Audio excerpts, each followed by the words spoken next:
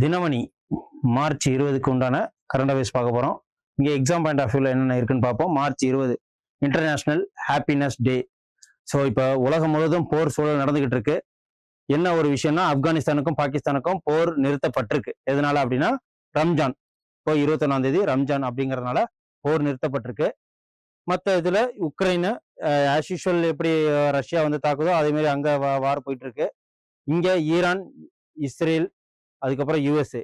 என்ன பெரிய பிரச்சனை அப்படின்னா, இஸ்ரேல் சும்மா இல்லாம ஈரானோட அந்த ஆயுத எண்ணெய் கிடங்க போய் தாக்குனதுனால இவங்க ட்ரோன் மூலயமா எங்கெங்கெல்லாம் வந்து சவுதி அரேபியா, குவைத்து, இந்த மாதிரி கத்தார் போன்ற இடங்கள்ல ஸோ அங்க ட்ரோன் மூலயமா இருக்கிற எண்ணெய்கள், அதாவது எல்பிஜி, அந்த எண்ணெய் சுத்திகரிப்பு ரெஃபைனரி இதெல்லாமே போட்டு தாக்குறாங்க.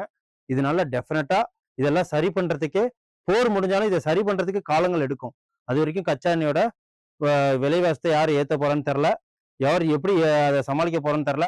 ஏன்னா பேரலோட எண்ணெய் வந்து $119 ஆயிடுச்சு. 119, $100 9,000 ரூபா நம்ம இந்திய பணம். ஸோ $119 ஒரு பேரல், ஒரு பீப்பாயோட கணக்கு. ஸோ அப்படின்னு சொல்லிட்டு பார்ப்போம். அதுக்கப்புறம் ஹாப்பினஸ் இண்டெக்ஸ், கேரிங் அண்ட் ஷேரிங்கிற தீமோட இன்னைக்கு நம்ம இன்டர்நேஷனல் ஹாப்பினஸ் டே நம்ம கொண்டாடுறோம். இது யூஎன்னால 2012 இது எங்கேருந்து எடுத்தாங்க அப்படின்னா, பூட்டான்லேருந்து அவங்க கிராஸ் ஹாப்பினஸ் இண்டெக்ஸ் அப்படின்னு சொல்லிட்டு ஒன்று கொண்டு வந்திருக்காங்க. எப்படி ஜிடிபி மாதிரி அந்த பூட்டானோட இனிஷியேட்டிவ்ல 2013 இதை கொண்டாடுறோம்.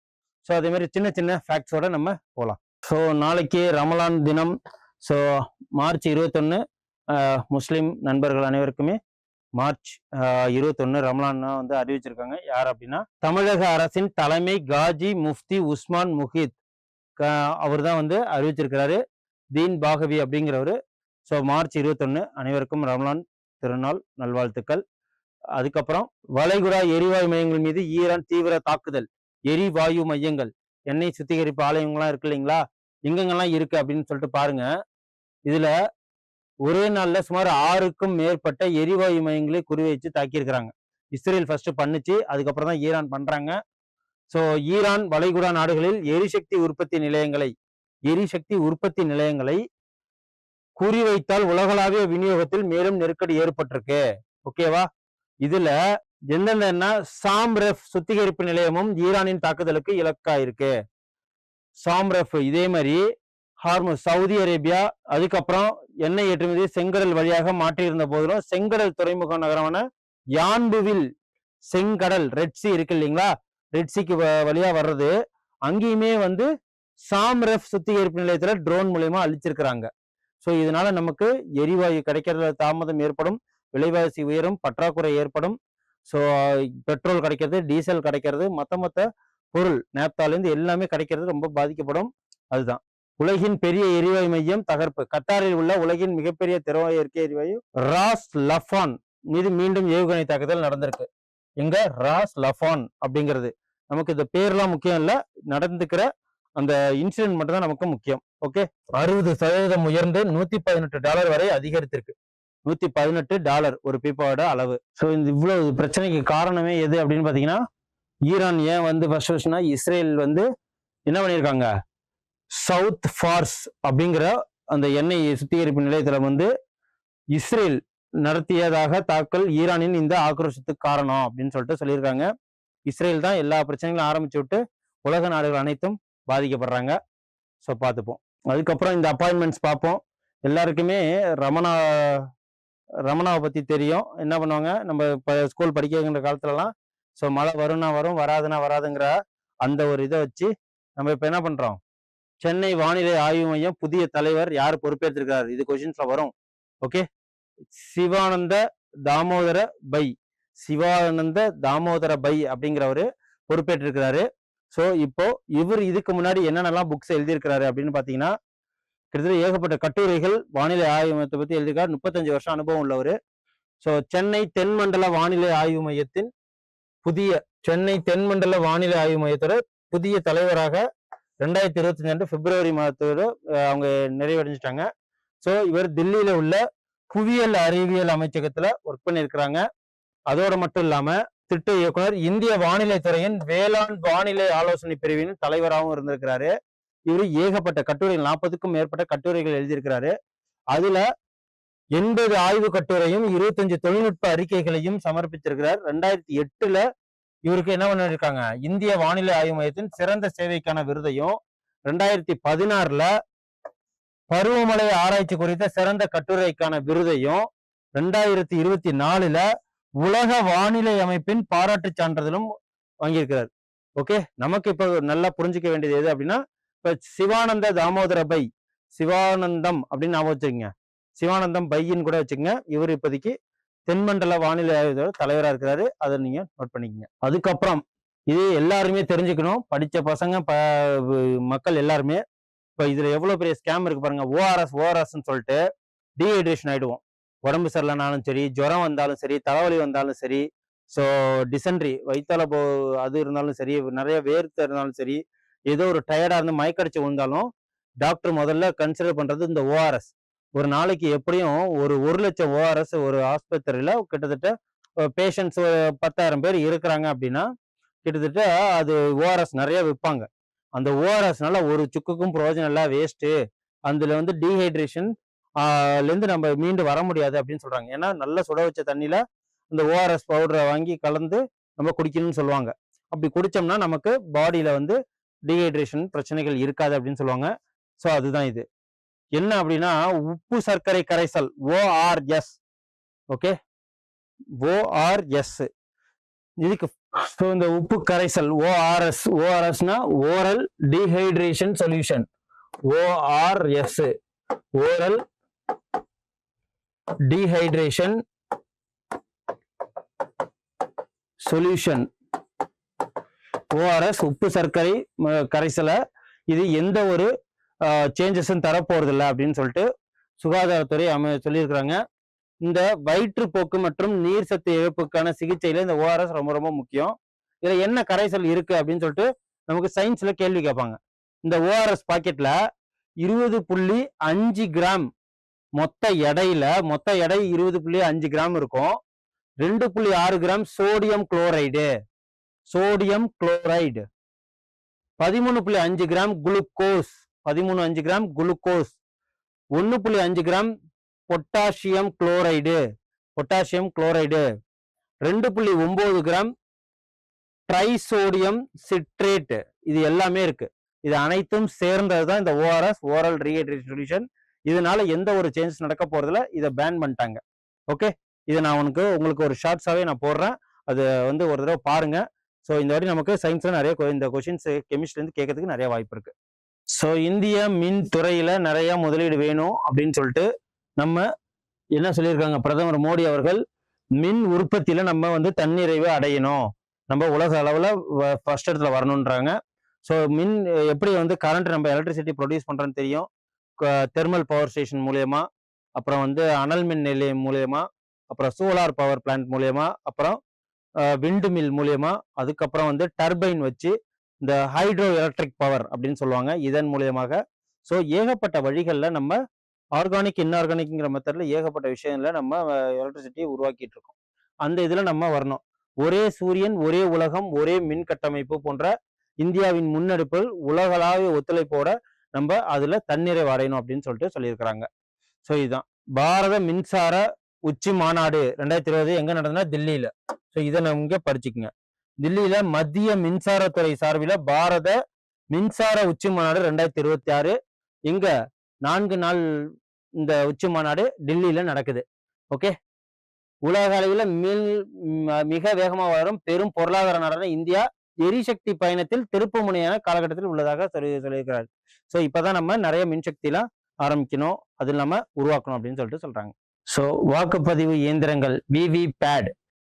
ஸோ விவிபேட்னா என்னன்னு நமக்கு சொல்றோம். வாக்குப்பதிவு இயந்திரங்கள், எலக்ட்ரானிக் ஓட்டிங் மிஷின், இவிஎம்னு சொல்லுவாங்க, எலக்ட்ரானிக் ஓட்டிங் மிஷின். இந்த விவிபேட் அப்படின்னா என்ன?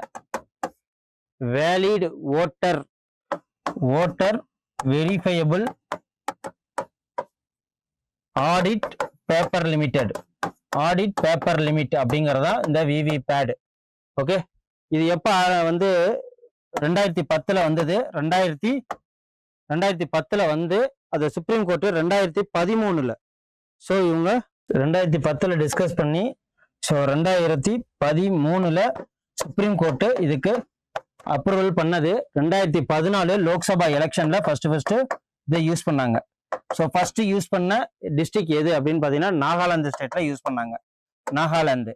அதுக்கப்புறம் ஃபுல்லி 2019 ஃபுல்லி எல்லா எலெக்ஷனுமே சட்டமன்ற தேர்தல், அப்புறம் மத்திய தேர்தல், அதாவது எம்பி யூஸ் பண்றது, அப்புறம் மாநிலங்களவை எல்லாத்துக்குமே, மக்களவை மாநிலங்களவை எல்லாத்துக்குமே இந்த 2019 வந்து விவி பேடு ஃபுல் ஃபிளெஜ்டா யூஸ் பண்ணாங்க. ஸோ இதுல அர்ச்சனா பட்நாயக் நம்மளோட முன்னாடி சத்யபிரதா சாஹூ இருந்தாரு, இப்போ அர்ச்சனா பட்நாயக் இருக்காங்க. ஃபர்ஸ்ட் யூஸ் பண்ணது 2013 நாகாலாந்து எலெக்ஷன். அதுக்கப்புறம் வேற ஒரு அப்பாயின்மெண்ட், சீனாவுக்கான புதிய இந்திய தூதராக விக்ரம் துரைசாமி நியமனம் பண்ணியிருக்காரு. இவரு 1992 ஐஎஃப்எஸ் ஆஃபீஸரா இருந்தவர். ஸோ இதுக்கு முன்னாடி லண்டன்ல இருந்திருக்கிறாரு, யூகேல இருந்திருக்கிறாரு. இப்போ சீனாவோட இதை மாத்திருக்கிறாங்க. ஓகே, 1992 ஆண்டு பிரிவின்படி இவர் ஐஎஃப்எஸ் அதிகாரி. இவர் இந்திய தூதராக வெளியுறவுத்துறையில் மிகுந்த அனுபவிக்க உள்ளவர். ஓகே, ஸோ இப்போதைக்கு விக்ரம் துரைசாமி அவர்கள் சீனாவோட ஐஎஃப்எஸ் ஆஃபீஸரா, இந்தியன் ஃபாரஸ்ட் ஆஃபீஸரா, அம்பாசிடரா அங்க இருக்கிறார். அதுக்கப்புறம் மேற்காசிய நிலவரம், ஏற்றுமதியாளருக்கு உதவ 497 கோடி நிவாரணம் திட்டம்.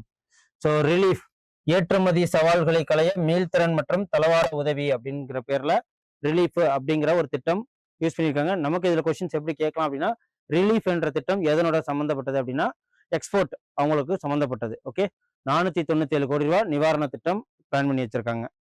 ஸோ இதை பார்ப்போம். உலகின் மகிழ்ச்சிகரமான நாடுகளில் இந்தியாவுக்கு 116வது இடம். அதாவது மார்ச் 20 இன்டர்நேஷனல் ஹாப்பினஸ் டே. இது கேரிங் அண்ட் ஷேரிங் அப்படிங்கிற தீமோட இன்னைக்கு நம்ம கொண்டாடுறோம். இப்போ இதை வெளியிட்டு இருக்கிறது எந்தெந்த அமைப்பு அப்படின்னு சொல்லிட்டு பார்த்தீங்கன்னா, ஸோ இதோட அமைப்பு வந்து ஆக்ஸ்போர்டு யூனிவர்சிட்டி, பிரிட்டன்ல இருக்கிற ஆக்ஸ்போர்டு யூனிவர்சிட்டி, யுஎஸ்ஏ அவங்களும், அதுக்கப்புறம் அமெரிக்காவில் கேலப் ஆய்வு நிறுவனம் மற்றும் ஐநாவோட நிலையான வளர்ச்சி சஸ்டைனபிள் குரோத்து, அதுக்கப்புறம் ஆக்ஸ்போர்டு பல்கலைக்கழகம், 3 பேர் சேர்ந்து தான் இதை விட்டுருக்காங்க. இதுல 9 தடவையா பின்லாந்து தான் முதல் இடத்துல இருக்கு. இப்போ ஹாப்பினஸ் இண்டெக்ஸ்ல, வேர்ல்டு ஹாப்பினஸ் இண்டெக்ஸ்ல இதுல ஒரு ஆச்சரியம் என்னன்னா, இவ்வளவு போர் நடந்த இடத்துலயும் இஸ்ரேலுக்கு 8வது ரேங்க் கிடைச்சிருக்கு. ஸோ கடந்த கண்டினியூஸா 9 வருஷம் பின்லாந்து தான் இதுல முதல் இடத்துல இருக்கு. இதுல இந்தியா வந்து நம்ம அண்டை நாடான அனைத்து நாடுகளை விட பின்தங்கி இருக்கு. லாஸ்ட்ல யார் இருக்காங்க அப்படின்னா ஆப்கான் இருக்கு, 142வது ரேங்க். நமக்கு முன்னாடி யார் இருக்காங்க அப்படின்னா பாகிஸ்தான். இதை பாருங்க, பாகிஸ்தான் 104 ரேங்க், 104வது ரேங்க்ல இருக்கிறாங்க. ஸோ இதுல எந்த மாற்றமே இல்லை. நம்ம முன்னேறி இருந்தாலும் அண்டை நாடை கம்பேர் பண்றப்ப நம்ம பின்தங்கி தான் இருக்கும். இந்தியா 116வது ரேங்க், 23வது rank USA, first rank Finland 9 வருஷமா கன்சிக்யூட்டிவா இருக்காங்க. அதுக்கப்புறம் 8வது இடம் இஸ்ரேல் இருக்கு. ஓகே, ஸோ இதுல ஆப்கான் லாஸ்ட் இடத்துல இருக்கு. இந்தியா 116வது ரேங்க்ல இருக்கு ஹாப்பினஸ் இண்டெக்ஸ்ல. மொத்த 9வது ஆண்டாகவும் முதலிடத்தை பிடிச்சிருக்கு. அதான் இதை வெளியிட்டது யார் அப்படின்னா கேலப் ஆய்வு நிறுவனம், யூஎன்னோட சஸ்டைனபிள் குரோத் அமைப்பு, அதுக்கப்புறம் ஆக்ஸ்போர்டு பல்கலைக்கழகம், இவங்க தான். ஸோ இதுல பாருங்க, அண்டை நாடுகள் நமக்கு எப்போன்னா சீனா 65வது ரேங்க் ஹாப்பினஸ் இண்டெக்ஸ்ல, நேபாளம் 99, பாகிஸ்தான் 104, நம்மளோட அவங்க முன்னாடி இருக்காங்க. வங்கதேசம் 127, ஓகே 127, நமக்கு பின்னாடி அவங்க இருக்காங்க. இலங்கை 134, இந்தியா 116.